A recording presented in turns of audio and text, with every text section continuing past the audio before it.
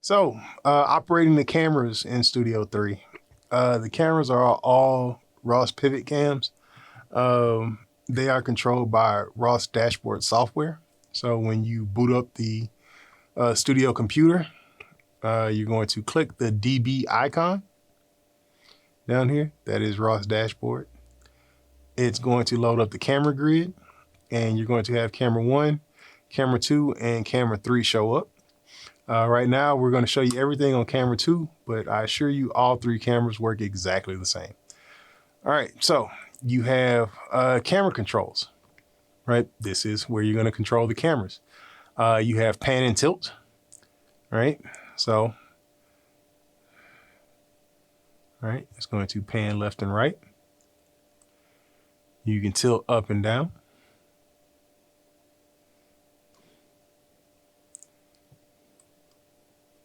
I don't know why that was like that. You have your zoom. So this is us zoomed all the way out.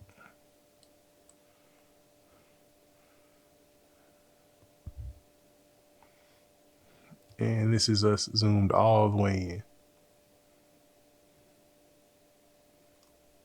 All right. We're going to go back to a decent shot.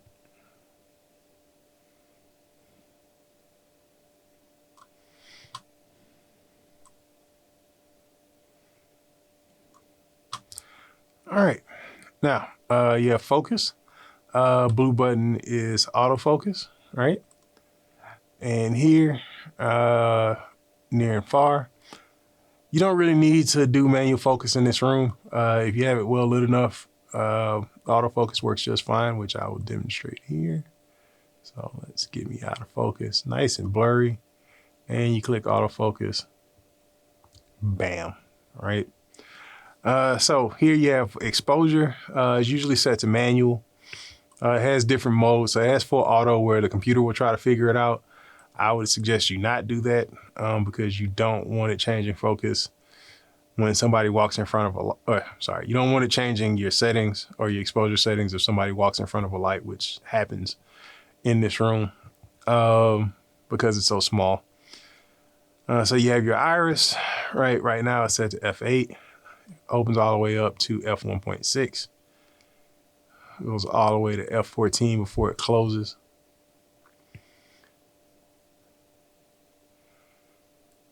All right, so let's say we're at f4. Now, shutter speed. Once again, television studio, we're at 29.97 frames per second. Your shutter speed should generally be the bottom number of the fraction should always be twice whatever your frame rate is. So for us, that is 60, 1/60. Right now, because it's a podcast studio, we don't do a whole lot of motion stuff. Like you're not going to be tracking motion. You're not really going to be worried about motion blur or slow-mo in here. So you don't really need to have a super high shutter speed. You definitely don't want to have a low shutter speed unless you want like weird motion blur and light trails. If that's your thing, knock yourself out.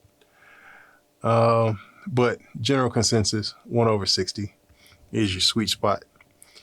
Your gain, if you're from photography, you will hear it be called ISO. Most video cameras call it gain. This is your camera sensors sensitivity to light. The higher the gain, the brighter your image, but it will also add grain to your shadows, which you can see in the curtain behind me and a little bit on my shirt as the gain moves up. Right, so you're gonna find what's comfortable with you. I generally tell people not to push it past like 12 or 14, just to keep the cleanest background and cleanest shadows as possible. Right now we're in a solo shot, so I can actually have this thing wide open at about f1.6, and it's still gonna have me generally sharp. But say you're shooting across at the couches, and you have like 3 or 4 people sitting across, the person in the middle is probably going to be tack sharp. The people on either edge are going to be a little soft. The wider you have this open. So I would say a good general rule is if you're shooting more than one person, you want to keep it somewhere around f4 or above. But once again, it's your show. You do what you want. Next, color controls. White balancing the cameras is pretty simple. You're going to zoom all the way into something white, whether it be a piece of paper or a white balance card or an 18% gray card that you can get all that stuff from the equipment room. When you come in, you're going to zoom in, fill the frame with that. You're going to hit one push. It will color balance it to the white piece of paper or whatever gray card you have in front of you. You want to do the same thing to all three cameras. In the lighting you're going to be sitting in, do not stand directly in front of the camera, out of the lighting, and white balance the camera. That does not help anything. You can also use the presets, or you can use auto. Auto does a perfectly adequate job of color balancing for you. The thing is that when you use auto on all three cameras, it doesn't necessarily match all three cameras. That's the reason why I like to use one push most of the time. So the primary way that you're going to control the cameras is with the keyboard and mouse, but you can also control the cameras via the screen, because this is a touch screen. The touch screen helps you stay engaged with your guests because you won't be fiddling around with the keyboard and mouse. You can quickly glance over, tap the screen, and it will change your camera angles for you. Right. Now, the way this works is, let's say that's camera angle 1, right? So let's say I want to go back out to the camera controls, and I want to fix this shot so that it's actually on my face. All right, I'm going to zoom out.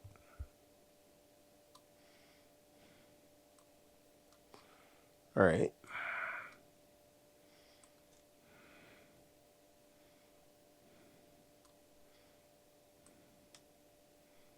It's about where it's supposed to be. So we're going to store that shot.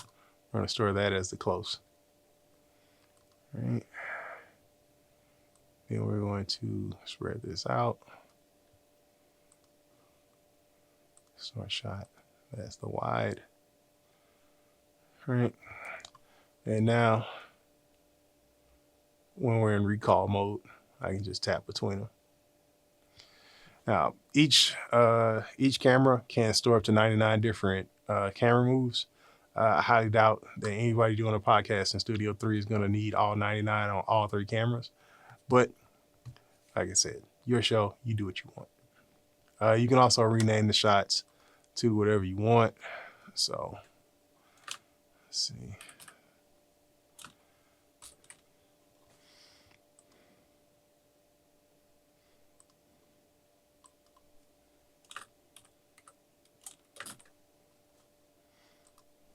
All right, so you can have it set to whatever nomenclature you want. But once again, shared space, do not expect this stuff to remain the same week to week because it is a shared space. So that is your dash pivot cam. There's really only one don't ever close the camera grid because if you do, you're not going to be able to get it back up. You're going to have to go down to the equipment room and get Josh, Justin, or myself to come back here and fix it for you. And if we're doing something else that takes priority, you probably won't be able to start your show on time. So don't ever close the camera grid, please. And yeah, that is it for Ross Dashboard and controlling the cameras. Thanks for watching.